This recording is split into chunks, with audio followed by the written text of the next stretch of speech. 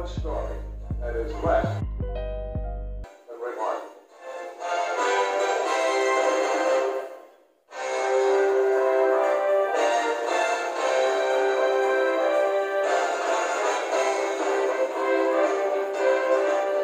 So right now I'd like to meet Tiger Woods and his father, Earl Woods. Earl Woods said the most frightening thing he'd seen in his life was Tiger, 9 months old, striking a golf ball squarely into a practice net with a special club made just for him.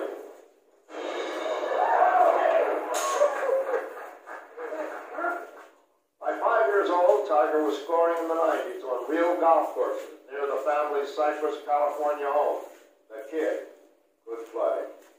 Tiger already had a natural swing, so Earl focused on fine-tuning his son's mind to withstand competitive pressure.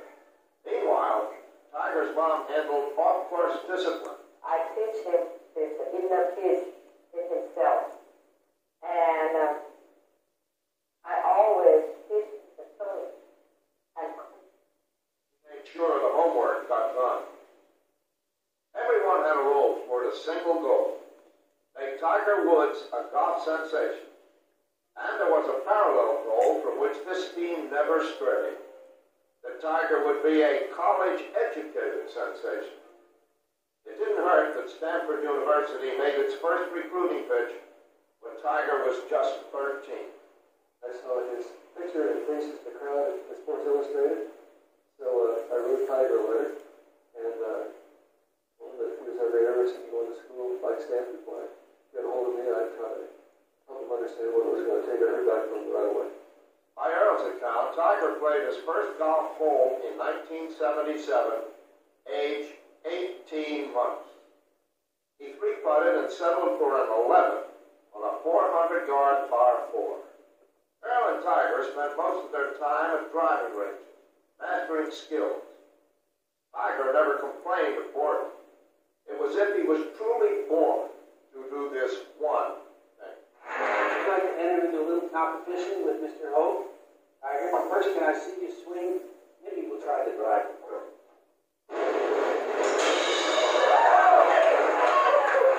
Putting contest with Mr. Hope. Can he putt too? Oh yes. Okay, well let him putt first. Why don't you try?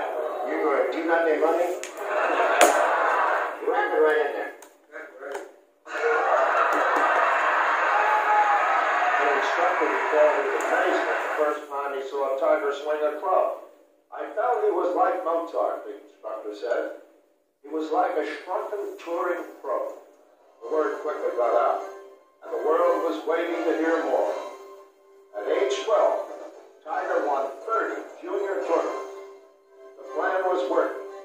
Mozart's masterpieces were playing out on golf courses all across California.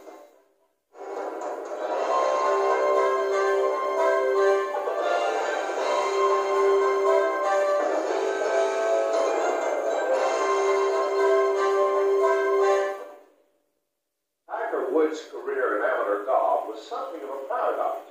By looking only at the sheer volume of events or the impressive number of victories, you might conclude that every moment of Tiger's life was consumed by the game. In fact, the opposite was true. Apart from his summers, Tiger's passion for golf was always at odds with school attendance, homework, and travel. He often showed up for pivotal qualifying events on little or no sleep. Rare were the times he could pause to savor a tournament win. There was always a plane to catch or an exam looming. It was precisely the way Tiger's parents wanted it, and he never resisted. He had solid skills, determination, and competitive instinct. He would win 6 junior world age group tournaments by 15. He even won the U.S. Junior Amateur as a 15-year-old, its youngest winner in a 44-year history. It was merely a sampling of what was yet to come. By now, some were saying the lanky teen was ready for the PGA Tour. By February 1992, Tiger even received his first sponsor exemption into a PGA tournament, the Nissan Los Angeles Open, I remember on that first tee, teammate got the ball up and thinking, okay, I'm okay. Yeah, I can do this, no problem. Hit a little draw down the right side, a little 3-wood. Okay, wind's coming out of the right. Took the club back and I felt like it just weighed 2 tons. I don't know how I got up to the top of my golf swing. I let it go and I ripped it down there and made birdie on my first hole. And I was pretty jacked. Though he was outgrowing junior golf, Tiger still enjoyed playing against his peers. After 3 United States Junior Amateur titles and 4 consecutive years as the first-team Junior All-American, he was ready for the leap to the next level. His arrival onto the scene was greeted by more intense publicity. And Tiger responded just as Earl had trained him. He focused on the game.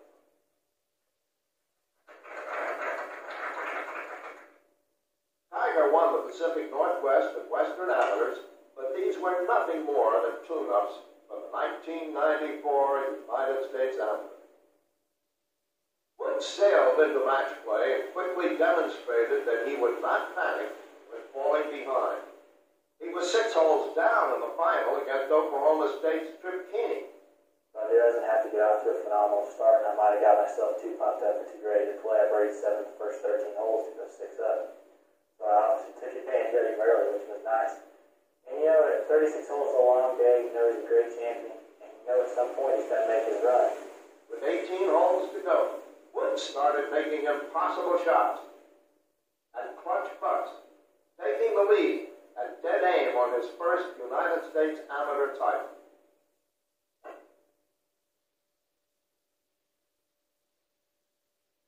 He's so good at controlling the tempo. They basically control the tempo, they're going to control the momentum. That's what he did. Basically, the key of match play is grab the momentum and keep it. And after number 9, he had the momentum for the last quarter of the match. At the famous Island Par 3 17th hole, with the match even, Woods went for the pin with a pitching wedge and came within one brief wind gust of finding the water. Hit the ball in almost virtually the identical spot in the morning. So in the afternoon, I had exactly the same line. I said, all you need to do is play about 2-3 inches more outside, and it's going to be in. And the rest is history.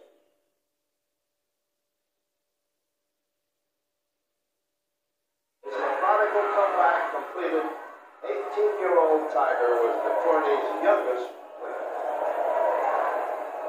Though he was eligible to play at the Masters, shooting a 72 in his maiden round at Augusta, the Tiger was tamed a bit over the next 12 months. He had arthroscopic knee surgery, was bothered by a strained rotator cuff, and was briefly sidelined by food poisoning. He later withdrew from the United States Open, playing as an amateur with a wrist sprain. I'm kind of bummed out by that I'm not playing. I thought I was playing good enough to make the cut. But, this is what happens when you hit the ball in the long grass. You're supposed to stay out of it.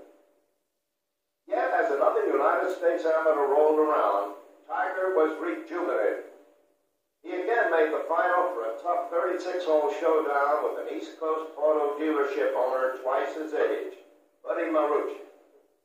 My mindset was to try to stay focused on my game. That didn't change too much.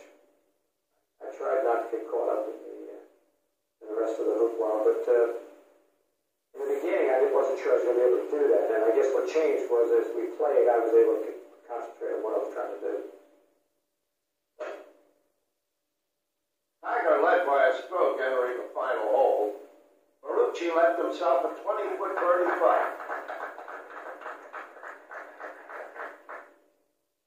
Then it was Tiger's turn. Calmly sent the ball 140 yards with an 8-iron, a shot coming to rest 18 inches from the hole. Devastated, Marucci missed his 20-footer. I don't think I'm baffled by anything he does anymore. I mean, I'm continually impressed by his physical ability to do the things with golf ball that he can do. But to watch Tiger play, some of the shots that he tries to play, and pull them off, it's just remarkable. Tiger had his second United States Amateur title in as many years. I'm a beneficiary of Tiger Woods. They're playing Tiger in the finals in the Amateur with great day for me. We had a wonderful time. It helped my career a lot. It gave me a lot of confidence and a lot of exposure. So, but I smile when I hear the word Tiger. I happen to have a lot of affection for Tiger, and it's been a very positive experience. 1996 set the stage for Tiger's ascendancy to a long-awaited pro destiny, but not before he won an NCAA title, made cuts at the United States and British Opens, and captured an unprecedented third United States amateur. In a dramatic farewell, Woods was extended by Florida Steve Scott to a 38-hole in a 36-hole event. There's a chance, to play against the best amateur that, this game's seen in an awful long time. And I thought I was pretty fortunate enough for me to be in that position. He's very fiery, very gritty, so he's never done any dogs and does not give up. He's got a lot of heart. So that's what made him so tough. Woods was down 5 through the first 20. But Tiger turned momentum in his favor for good on the 29th hole. Tiger measured a difficult downhill putt for an eagle.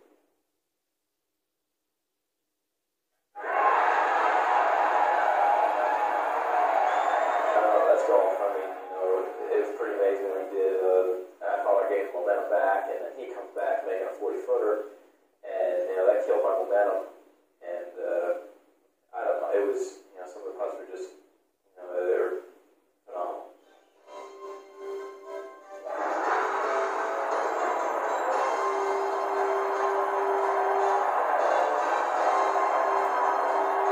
His mindset, I think, is what separates him from most people. He can focus like nobody. He's just like Nicholas, and there's very few of those in a lifetime that can focus. It's like you expect it, but you just wait to see it happen again.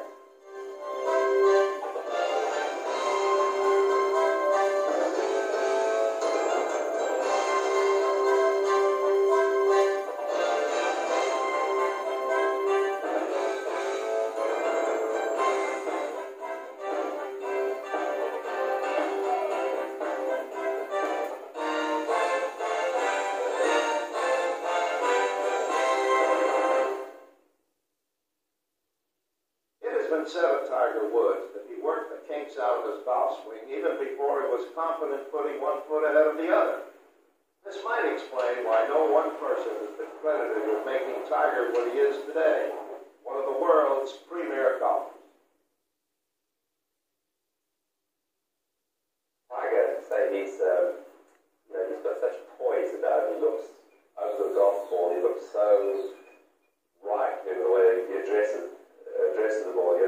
The fact that a lot of players, you look at a player from yesteryear like Tom Weiskopf, who sitting up to the ball, it looks like the club molded to it. And Tiger's pretty much the same way. It looks like he was born with a golf club in his hand, which I think he eventually was anyway. Though he's had various instructors, beginning with his father Earl, the fundamentals of Tiger's swing and his intuitive grasp of how it worked was factory installed. He has beautiful basic fundamentals. He has perfect setup, perfect posture, perfect grip. Everything about the way he sets up to a ball is very, very good. He's always had that his whole life, which is credit to his dad and the other people that have worked with him. Tiger's regular coach for most of his career, Butch Harmon, points to 4 vital components of Tiger's swing that make it the envy of golfers at every level of the game. He consistently uses a deliberate takeaway into the backswing. Sounds simple, but most swings go wrong at the start. He has the tendency, because of the speed in his lower body, that when he gets his arms too far behind him and his swing gets too long, he really gets stuck, or his right elbow gets caught behind him, and that's those block shots you see to the right all the time. So we work very hard at shortening the arm swing with a full shoulder turn to keep the arms away from the body as much as we can. Tiger has an ability to execute an extreme turn of the shoulders from left to right, which sets up the burst of power unleashed coming back through the ball. It's a little different than a lot of the other games where they're a little slower and they use the momentum of the club to gather their speed. I think Tiger really pulls the club through with his body. That's immensely strong. Lift the weights all the time. So what creates club head speed is how fast you can shoulder turn. That's created by how fast did your hip turn, because it acts as torque as it goes up through the body. So with his strength, he could just get the car backwards in place and turn it into that golf ball. And his turn was so fast that everything got there on time, but I think just about missed caught that speed. He has a perfect body to hit the ball a long way. A little short of 6'2", 160 pounds. Extremely strong, very muscular. He's built more like a sprinter. He has real long, lean muscles. He's also not only incredibly coordinated, his flexibility is beyond belief. So he can create angles and positions in his swing that say you and I couldn't. My groin would fly out if I did what he did. If I snapped my hips that fast, my groin would be laying on the ground somewhere. Harmon notes that Tiger's right knee is always flexed, a subtle but essential ingredient that keeps him consistent and powerful. He maintains the flex in his right knee that he started with, which is very important at the top of the swing, because that doesn't allow the hips to turn too much. Coils his shoulders past 90 degrees, hips maybe 30 degrees at the most. Finally, Harmon points to the speed at which Tiger uncoils his lower body coming through the ball. Left knee and left hip begin to unwind to the left. This is where the speed starts. His hands and arms just drop straight down and deliver the club squarely to the ball. You can always tell when Tiger has made a good swing by the action of his left foot.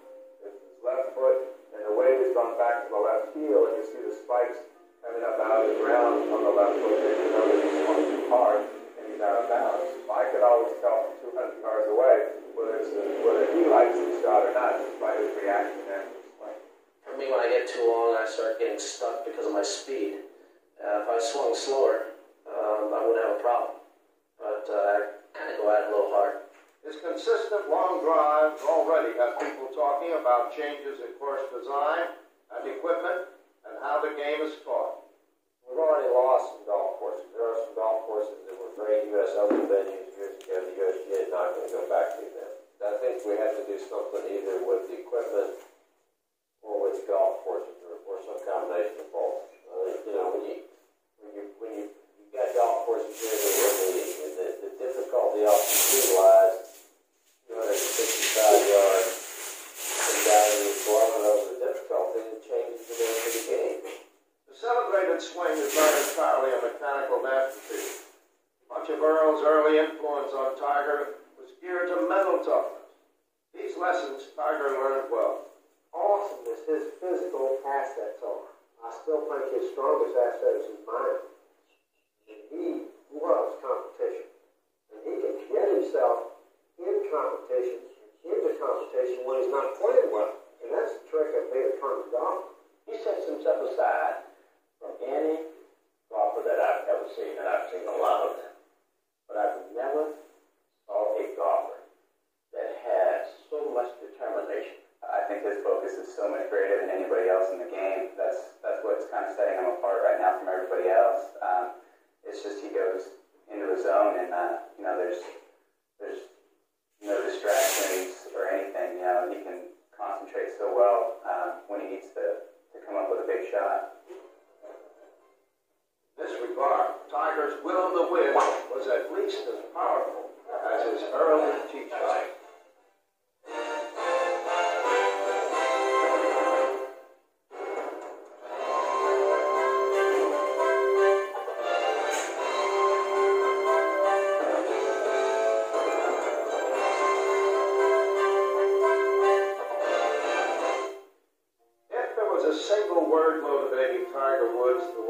Obscure years on the driving ranges and public courses, it certainly was this: Augusta.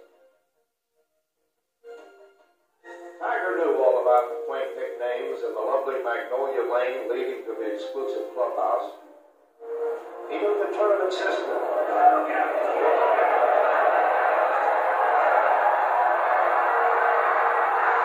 About the pearls of leaders whose leads evaporated on Sunday afternoon.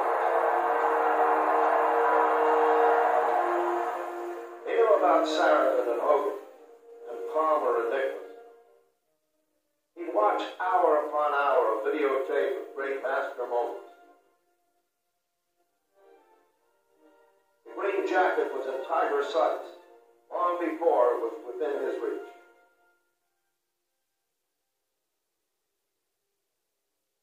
too, was Tiger a student of a master's history, tainted by policies of Augusta National. His father, Earl, made sure Tiger understood what it meant for a man of color to enter through Augusta's gates. Earl knew that barriers always came down. He explained all these things growing up to me at a very early age, because my dad was the first black to ever play in the Big 8. At the time, it was the Big 7 as a catcher for K-State. And he had to put up, he couldn't, when they went to Oklahoma, he couldn't stay with the team. He had to drive to Oklahoma City, check into a black hotel, and then drive back to the game the following day. So I was sat down and told I continue to play this sport, things I'm going to have to experience, and just accept it. That's just the way it is. You can fight it once you start to get the knowledge and understand it, and have the power to do that. But until then, just understand where these people are coming from. For Tiger, Augusta was not just a golf course in Georgia. It was a reminder of pioneer black players, Teddy Rhodes and Charlie Sifford, never permitted to play in the Masters, and of Lee Eldon, who made history in 1975 when he qualified in the twilight of his career, the year Tiger Woods was born. There have been so many things said about no black would ever play at Augusta because that they would never qualify for it. And it was awfully tough. We could not play the full tune. So that meant that by the time we finished playing in the Midwest, we had to wait while they made the swing down through the southern part of the country, and we would have a disadvantage because we couldn't accumulate any points while they were playing in the South. Fortunate enough, through the PGA and the fight that we had with Augusta, I was the first, after the rules were changed, to win a golf tournament, to qualify to go to the Masters. Charlie and Lee are basically my grandparents. Charlie is, in my opinion, one of the most courageous men that ever played the sport. To deal with the things he's had to deal with, all the racism, all the people on tour, and society in general that didn't want him to play golf and wouldn't let him play golf, and he kept fighting, to the point where he finally knocked down the Caucasian clause. And if it wasn't for him and his strong will, who knows? I might not have ever been given the chance to play golf. A lifetime of preparation followed Tiger to Augusta, and it showed from the start. After a practice round with Palmer and Nicklaus before the '96 Masters, their enthusiasm for his potential was unbridled. Nicklaus flatly said Tiger would win more green jackets than the 10 he and Palmer claimed between them. He's more powerful in relation to the rest of the field than I was. I was longer than most of the rest of the field, but I didn't think I was quite as long as he is by comparison. Despite strong credentials to judge talent, some thought the Golden Bear was premature to anoint Tiger so quickly. But none who questioned Nicklaus in the spring of '96 were to be found 12 months later. Even with 2 PGA Tour wins already behind him, Tiger was not a prohibitive favorite at the '97 Masters. But after 2 rounds of 70 and 66, he was standing up to the huge expectations built by $60 million in endorsement deals over the previous few months. A 7-birdie third round 65 put Tiger 9 strokes ahead. I appreciated he hit the ball long and straight, and I appreciated his iron shots were very accurate. I did not appreciate how he putted.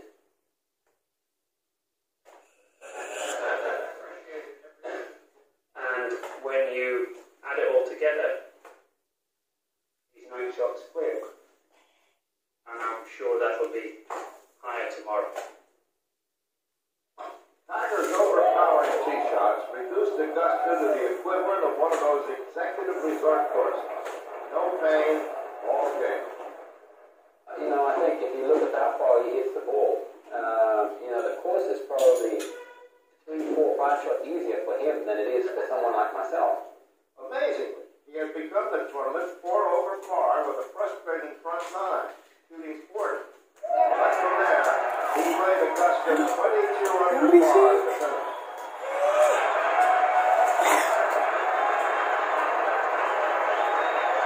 Yeah, we need to keep these dropouts back at school. You know, the kids that drop out of school come, out here. I'm just not sure they're going to be able to make it. You know, they're a little worried about his ability to make a living, and we need to do something about that.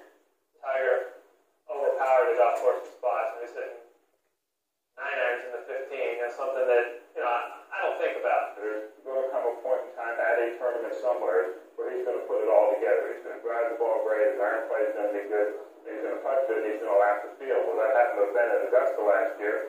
Can it happen again this year? Nothing that this kid does surprises me, so I can't say that it won't. Well, it was so gratifying to be there, to be present, to watch him, really just destroy the field, which I was happy to see, because I knew that a lot of people felt that he was not the golfer that would go out there and be able to shoot the round that he shot the last round. I know a lot of them thought that he was going to blow up. But I felt deep down within myself that, hey, here was a champion. And Sports Illustrated, the last round was basically a coronation parade with occasional stops to bid a tipping one. This 12-stroke victory at 270 total, the Masters record.